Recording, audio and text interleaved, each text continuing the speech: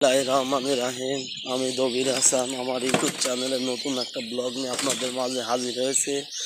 আজকে আসলাম কুষ্টিয়া জেলার সেই বিখ্যাত ভাগাড় দেখার জন্য। তো ভাই, এত পরিমাণ গন্ধ আমি নাক ধরে রাখতে পারছি না। সেই কুষ্টিয়া শহরের যত ময়লা আছে ভাই এই ভাগাড়ে জমা করা হয় এবং এইখান থেকে জৈব সার তৈরি করা হয়। ভাই, আপনারা এই ভাগাড়ে আসলে অবশ্যই মাস্ক নিয়ে আসবেন বা রুমাল নাকে বাঁধবেন।